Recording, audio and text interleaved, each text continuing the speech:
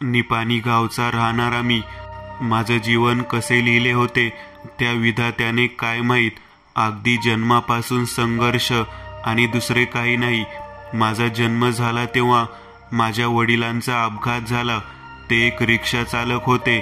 त्या अपघातात त्यांचा मृत्यू झाला आणि अंधश्रद्धा आणि आलोचनाचा पाऊस माझ्यावर जन्मतः पडू लागला की कुठल्या मुहूर्तावर जन्म घेतला काय माहीत, की येताच बापाला खाल्लं. हे मी पूर्ण आयुष्य सहन केलं. बापाची सावली तर नव्हती डोक्यावर, पण नातेवाईकांसाठी पण मी एक दुखणं झालो होतो. त्यात भर होती गरिबीची. हातात पैसे नाही, घर चालवायचे आहे. कारण आई तर या लोकांमुळे आजारी पडली होती. तिला ना कुठले काम करणे होत होते, न स्वतःला सुद्धा बघत नव्हती. मीच तिचे सगळं बघत होतो. मला एक लहान बहीण होती. माझं नाव प्रवीण शिर्के. तिचं शिक्षण आणि लग्न हेही मला बघायचे होते. हो, ही तर एक जबाबदारी होती. आणि सगळ्या गोष्टी विसरून तिचा चांगला भविष्यासाठी मेहनत करत होतो. सोबत मला माझे शिक्षणही पूर्ण करायचे होते. आयुष्यभर मजूर म्हणून मला नव्हते जगायचे. शिक्षण पूर्ण करून एक चांगली नोकरी लागेल ही माझी एक आशा होती. त्यामुळे मी दिवसभर कॉलेज करायचो आणि संध्याकाळी वडिलांची रिक्षा चालवत असायचो. हो, तीच रिक्षा होती ज्यात माझ्या बाबाचा जीव गेला होता. एक आठवण म्हणून मी तिला कसे तरी कर्ज वगैरे घेऊन दुरुस्त केली होती.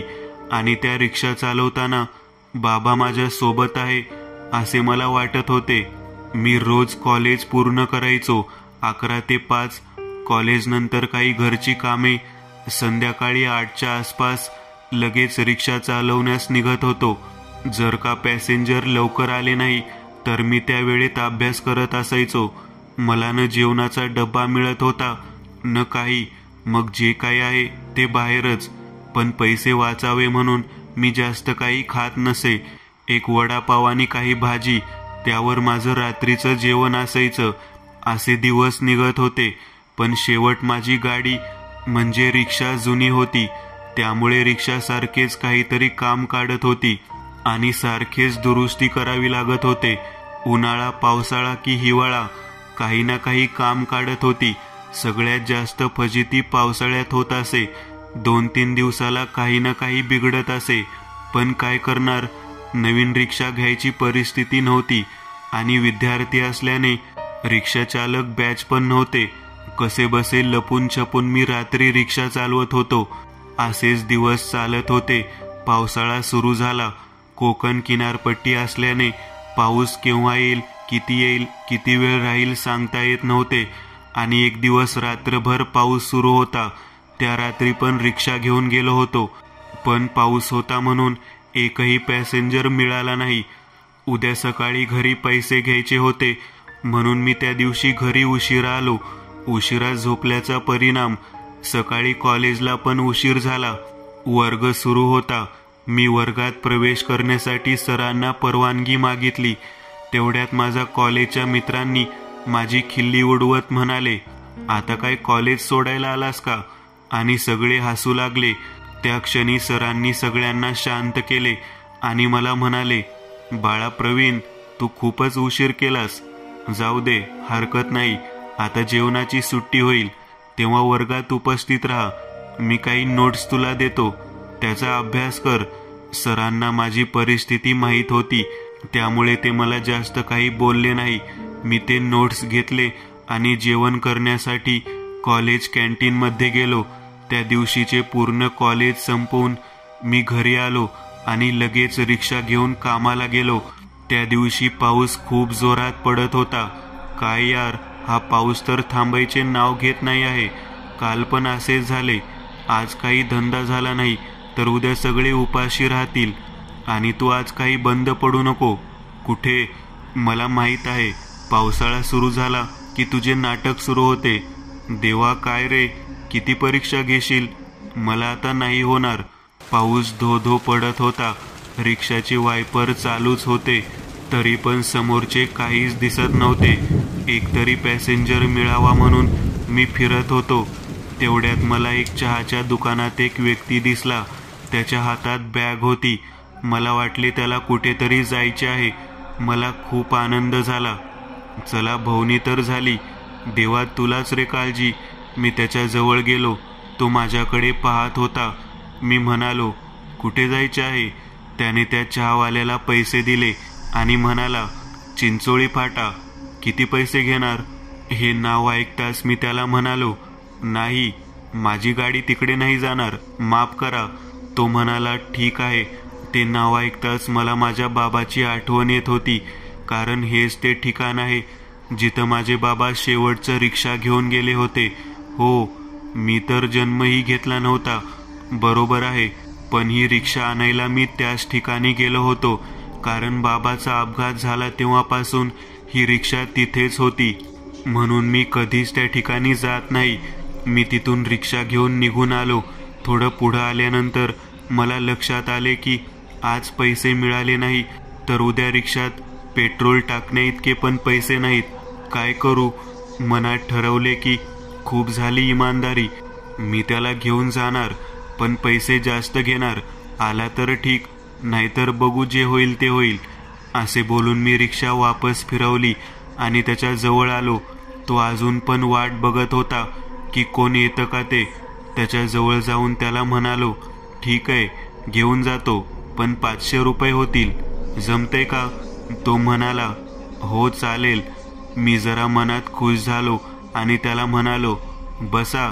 त्याला रिक्षात बसवून मी रिक्षा चालवू लागलो. तो व्यक्ती जरा विचित्र होता. काही बोलत नव्हता, काही नाही. रिक्षात बसण्याआधी जे आमचे बोलणे झाले तेच, त्यावर तो एक शब्दही बोलत नव्हता. मीच त्याला म्हणालो, आज पाऊस खूप जास्त पडत आहे नाही? तुम्ही या गावचे दिसत नाही, कुठून आला आहात? एक नाही, दोन नाही, काहीच बोलत नव्हता. माझी नजर एकदा आरशातून त्याच्यावर पडली तर तो माझ्याकडे एकटक पाहत होता. मी मनात म्हणालो, काय विचित्र माणूस आहे. जाऊ दे, याला सोडतो आणि पैसे घेतो. आणि कंटाळून मी गाणी लावले. थोडा वेळ झाला आणि अचानक तो मला रागात म्हणाला, ए, गाणे बंद कर रे, बंद कर लवकर. मीही अचानक घाबरलो आणि ठीक आहे म्हणत गाणे बंद केले. आता मी गावापासून खूप लांब आलो होतो आणि अचानक एका पुलाजवळ माझी रिक्षा बंद पडली. पाऊसही खूप पडत होता. मी संतापून मनात म्हणालो, केली काशी त्याची. भीती होती तेच झालं. खाल्ली माती, पडली बंद. आणि संतापून मी खाली उतरलो. त्यास म्हणालो, सर 2 मिनिटे फक्त, लगेच दुरुस्त करतो. वरून पाऊस पडत होता. त्यात मी चिंब भिजत रिक्षा दुरुस्त केली. परत रिक्षा चालू करण्यासाठी मी पुढे आलो आणि बघतो तर तो व्यक्ती रिक्षात नाही आहे, तो गायब झाला आहे. मी मनात म्हणालो, अरे देवा, आता हा कुठे गेला? ओ मामा, अहो कुठे गेला आहात? चला, रिक्षा दुरुस्त झाली, चिंचोळी फाटा जवळ आला आहे, कुठे गेला आहात? तेवढ्यात कानावर एक भारदस्त आवाज आला. मला माहीत आहे. हा आवाज ऐकून मी जरा शांत झालो. मी रागात विचारले, कोण आहे रे? दरोडेखोर का? अरे मूर्खांनो, नंतर तुम्हाला जिवंत राहायचे आहे का नाही? मी निपाणी गावचा राहणार आहे. मला सगळं माहीत आहे. तुम्ही कुठे राहता, काय करता. आपल्याच गावकऱ्यांना लुटता होय रे? हिम्मत असेल तर या समोर. समोरून एक भयानक आवाज आला, अनिलचा मुलगा आहेस ना? यावेळी मी जरा घाबरून गेलो आणि मनात म्हणालो, याला माझ्या बाबाचं नाव कसं माहीत? कोण आहे हा? मी घाबरत विचारलं, कोण आहे? तुला माझ्या वडिलांचं नाव कसं काय माहीत? तो म्हणाला, कारण मीच तुझा बाबा. आणि हसू लागला. मी त्याला म्हणालो, समोर ये. मला विश्वास नाही. मी इकडे तिकडे पाहू लागलो तर एक बाजूने पैंजणाचा आवाज येऊ लागला. मी रिक्षाची हेडलाईट त्या दिशेने केली आणि माझ्या हृदयाचा ठोका चुकला. समोरून एक जखीन माझ्या दिशेने येत होती. लांब लांब सुळ्यासारखे दात आणि पाय मागच्या दिशेने झालेला आणि गुरगुर असा आवाज करत ती माझ्या दिशेने येत होती. मला काय करावे आणि काय नाही हे कळत नव्हते. मी गडबडीत रिक्षात बसलो. रिक्षा चालू केला, पण मागे गावाकडे परत जायचे होते. पण रिक्षा रिव्हर्स येत नव्हता. ती जवळ येत होती आणि तिचे रूप आणखी भयानक दिसत होते. आता काय करू? मागे जाऊ की सरळ चिंचोळी फाट्याकडे जाऊ? जाऊ दे, जे होईल ते होईल. देवाचे नाव घेऊन मी रिक्षा चालू केला आणि पूर्ण वेगात चालवू लागलो. वाटेत तोच व्यक्ती थांबला होता. मी त्याच्याकडे बघितले आणि भरड्या आणि भयानक आवाजात त्याच्या तोंडातून एकच वाक्य निघाले, थांब रे, तुझे 500 रुपये घेऊन जा. मी तिथेही रिक्षा थांबवला नाही. ती मागे येत आहे का हे बघण्यासाठी मी आरशात पाहिले. ती मागे तर नव्हती. सुटलो एकदाचा म्हणत एक श्वास घेतला आणि मागच्या सीटवर नजर गेली. बघतो तर काय, तीच चिंचोळी फाट्यावरची चाकीन. पुढच्याच क्षणी त्या रिक्षावरून माझा ताबा सुटला आणि रिक्षा एका झाडाला जाऊन धडकली. एका क्षणात सगळं संपून गेलं. एवढा त्रास, एवढा संघर्ष आणि शेवटी फक्त मृत्यू. एवढं खरं आहे की नशिबाच्या पुढे जाता येत नाही. आणि आता आई आणि बहिणीचा वाली तोच, करता धरता, कारण मला तर त्याने बोलावून घेतले होते. दुसरा अनुभव, राखणदार. आमच्या गावात शिक्षण सुविधा एवढी चांगली नव्हती. फक्त 10वी पर्यंतच सीमित. पुढे शिक्षण करायचे असेल तर जिल्ह्याला जावे लागत होते. बाबाचा माझ्यावर चांगला धाक होता म्हणून मला 10वीत चांगले गुण मिळाले. आता घरात चर्चा सुरू झाली की याला आपण इंजिनियर बनवायचं. मी एवढा पण मोठा झालो नव्हतो की मला कोणत्या फील्डला जायचे आहे हे मलाच माहीत नव्हते. परिणाम असा झाला की मला इंजिनिअरिंगला ॲडमिशन द्यावे लागले. त्यामुळे मी औरंगाबाद शहरात राहायला आलो. मी कधीही घराच्या बाहेर निघालो नव्हतो. त्या शहराची झगमग बघून जणू मी पुरता हुरळून गेलो होतो. मित्र मिळाले, मग कुठे अभ्यासावर लक्ष लागते. लागला रोज पिक्चरला जायचा नाद. अगदी माझे पहिले वर्ष होते कॉलेजचे आणि त्या हंगामात मी मित्रांसोबत 3 इडियट्स पिक्चर बघितला आणि माझे मन अचानक बदलून गेले. माझ्या मनात कसे धाडस आले काय माहीत. मी कॉलेजवर गेलो आणि तिथला फोन घेतला. सरळ बाबांना कॉल केला आणि म्हणालो, मला इंजिनिअरिंग करायची नाही आहे. मला हे आवडत नाही. मला वाटले की बाबा रागावतील, पण असे झाले नाही. आणि त्यांनी एकदम प्रेमळ स्वरात मला एकच प्रश्न केला, मग काय आवडतं बाळा? काय करायचे आहे तुला? मला सर्प संशोधनमध्ये माझे करिअर करायचे आहे. अगदी काही न बोलता त्यांनी उत्तर दिले, ठीक आहे, ये वापस, आपण करू सगळं. आणि मग तिथून पुढे माझा प्रवास सुरू झाला. मला अगदी लहानपणापासून सर्पाविषयी आकर्षण होतं. काय माहीत, मला एक वेगळी ओढ होती म्हणून मी सारखं फिरतीवरच असायचो. आणि या प्रवासात मला बराचसा संघर्षही करावा लागला. खूप वेळेस सर्पदंशही झाला. अगदी मरणाच्या दारावरून वापस आलो. खूप वर्ष काम केलं या क्षेत्रात. आणि एक दिवस मला एक असा अनुभव ऐकण्यास आला जो मी कधी विसरू शकत नाही. हो, विद्याण्याची परवानगी देत, पण तरीही मी अशोक वाघ. दिवाळीच्या सुट्ट्या चालू झाल्या होत्या, पण मला कुठे सवड होती. माझे काम तर सुरूच होते. त्यात आपल्या देशात सर्पांची पूजा केली जाते. मी तसं तर बाहेर देशात असतो, पण यावेळी मला भारतात असणाऱ्या किंग कोब्रा या सर्पाविषयी अजून माहिती हवी होती. तसा हा सर्प केरळ राज्यात आढळतो, पण महाराष्ट्रातही त्याचा वास आहे असं मला सूचना आली. त्यामुळे मी पहाडी पारगाव या गावात आलो. ग्रामपंचायत असणारं हे गाव अगदी सुंदर होतं.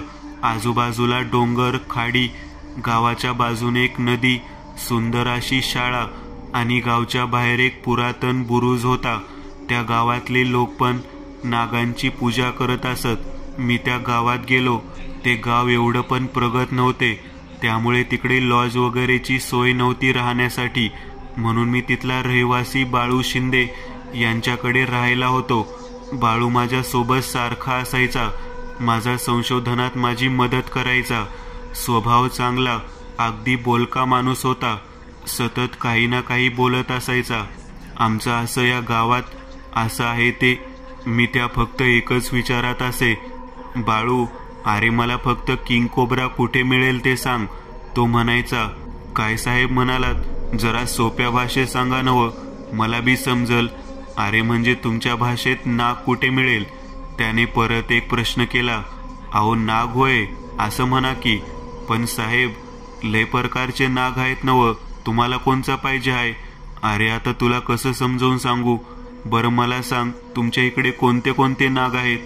साहेब, आहेत बकळ, गव्हाळ नाग आहे, लाल नाग आहे आणि काळा नाग आहे, मण्यार आहे, घोणास आहे, लय आहेत, पण काही विषारी आणि काही बिनविषारी.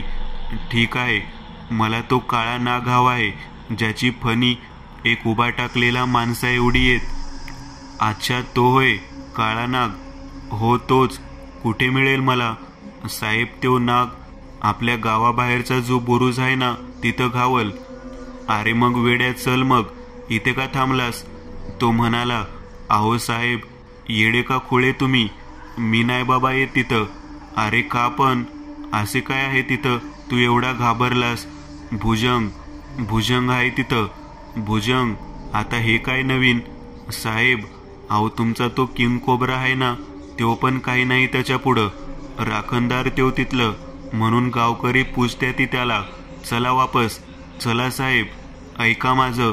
मी म्हणालो, राखणदार ठीक आहे, मलाही ऐकायचं आहे कोण आहे हा भुजंग. नेमका तुला सांगावं लागेल मला. कितीही विनंती केली तो सांगत नव्हता, पण मीही जिद्द धरली आणि शेवटी त्याला मजबूर केले आणि तो सांगू लागला. तो म्हणाला, मलाही एवढं माहीत नाही बघा, पण ही गोष्ट मला माझ्या आजोबांनी सांगितली आहे. हा प्रसंग 72च्या दुष्काळातला आहे. तेव्हा ते जवान होते, त्या काळातला आहे. त्या काळात दुष्काळ परिस्थितीमुळे लोकांचे खायचे पण वांदे होते. लय गरिबी, लय बेकारी होती. माझा आजोबा इथल्या एका सावकाराच्या हाताखाली मुनीम होता. पूर्ण गावात तोच एक होता. त्याच्याकडे पैसा होता. त्या लोकांना पैसे देत होता आणि पैसे वापस नाही आले तर जमीन नावावर करून घेत होता. पण तो काळ असा होता की शेतात काहीच पिकत नव्हते. सगळे शेत वसाड पडले होते. त्यामुळे त्याचं उत्पन्न वरचीवर कमी होत होतं. एक दिवशी त्याला माहीत पडलं की गावाबाहेरच्या बुरुजात लय धन पडून आहे. सोनं, हिरे, सगळं तिथं. एक समाधी आहे आणि त्या समाधीच्या खाली जमिनीत हे सगळं लपून ठेवलं आहे. पण तिथे एक राखणदार आहे.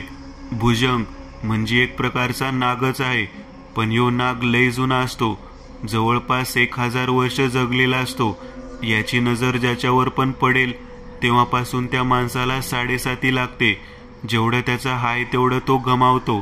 त्याचे सगळे जवळचे लोक मरण पावतात आणि शेवटी तो येडा होतो. असा श्राप आहे त्या नागाला. आणि त्यानं ढसलेला पाणी सुद्धा मागत नाही. तरी पण पैसा आणि सत्ता याच्या आरी पडलेला सावकार काही ऐकला नाही. घमंड करून त्यानं काही माणसं सोबत घेतले आणि शहरातून काही दारू गोळा खरेदी करून आला. हे सगळं घेऊन तो त्या बुरुजाकडे निघाला. रात्र झाली होती. कंदील हातात घेऊन ते त्या बुरुजाजवळ आले. त्यांच्यासोबत माझे आजोबा पण होते. गोल धुमावदार असं ते भलं मोठं बुरुज. लांबून जेवढं सुंदर दिसतं तेवढं जवळून अधिक भयानक. ते सगळे त्याच्या जवळ आले. दारुगोळा आणि स्फोटक लावून एक आवाज घेऊन ती समाधी उडवायची आणि सगळं धन घेऊन जायचं.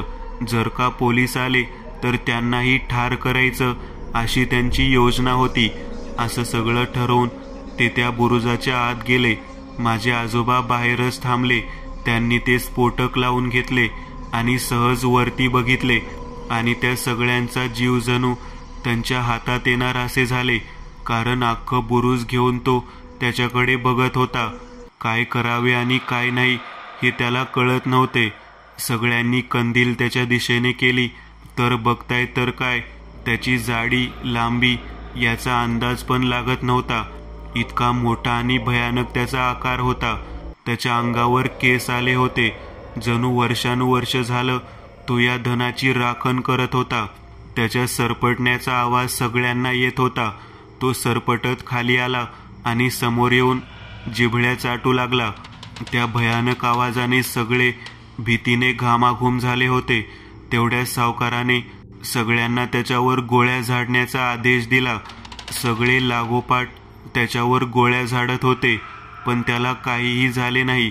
त्याने एक झडपीत दोघांना त्याच्या कुंडलीत घेतले आणि जीव गुदमरून त्यांचा जागीच मृत्यू झाला. हे सगळं आवाजाच्या स्वरूपात माझा आजा ऐकत होता. त्याला वेळेवर बुद्धी आली आणि त्याने तिथून पळ काढला. आता फक्त तिथे सावकार आणि एक जण बाकी होता. सावकाराने त्याला ते स्फोटकाचा आवाज घ्यायला सांगितले. त्याने लगेच एक बार उडवला आणि एक जोरदार धमाका झाला. त्या आवाजाने अख्खं गाव हादरून गेलं. सावकार चालाकीने बुरुजाच्या बाहेर आला होता. त्याला आदेश देऊन बुरुजाचा आता फक्त भुजंग आणि तो व्यक्ती ज्याने हा आवाज घेतला ते होते. पण स्फोट इतका भयानक होता त्यामुळे त्या व्यक्तीचा जागीच मृत्यू झाला. सावकाराला वाटले की तो नागही मरण पावला आहे, म्हणून तो बाहेर आला आणि बघतो तर काय, तो नाग जळत्या अवस्थेत त्याच्या समोर उभा होता. त्याच्या संपूर्ण अंगाला आग लागली होती. हे दृश्य बघून सावकाराने एक जोरात किंचाळी भरली आणि पुढच्याच क्षणी त्याने त्या राखणदाराने त्याचा घास घेतला. पुढे काही दिवस उलटले आणि त्या श्रापाप्रमाणे सावकारच्या घरातले सगळे कुठल्या न कुठल्या कारणाने मरण पावले आणि त्याचा वंश संपुष्टात आला. एवढं सांगून बाळू सांगायचा थांबला. मी म्हणालो, छे, अंधश्रद्धा आहे ही. कसला राखणदार, काही आपलं. हे जर खरं असेल तर मी आता पुरातत्व विभागाला बोलावून घेतो आणि ते सगळे धन सरकारच्या हवाली करतो. ठीक आहे साहेब, तुमची मर्जी. अवश्य प्रयत्न करा. आणि तो तिथून निघून गेला. मी काही दिवसांनी पुरातत्व विभागातील काही माणसे घेऊन परमिशनसाठी जिल्हा अधिकाऱ्याकडे गेलो आणि त्यांना प्रस्ताव मांडला. तर त्यांचा प्रतिसाद ऐकून मी थक्क झालो. ते म्हणाले, हे बघा, तुम्ही एक प्राणी संशोधक आहात तर तेच करा. भलत्या गोष्टीकडे लक्ष देऊ नका. आम्हाला पण आमचा जीव आणि आमचा वंश नष्ट नाही करायचा आहे. 72 सालची घटना मलाही माहीत आहे आणि ती खरी आहे. आमच्या खात्यातील काही पोलीस त्यावेळेस तिथे उपस्थित होते जेव्हा त्या सावकाराने ते आवाज घेतले होते. तुम्ही तुमचं जे काम ते करा आणि आम्हाला आमचे काम करू द्या. हे ऐकून कोणाला काहीच बोललो नाही आणि काही दिवसांनी केरळ राज्यामध्ये संशोधन करायला गेलो.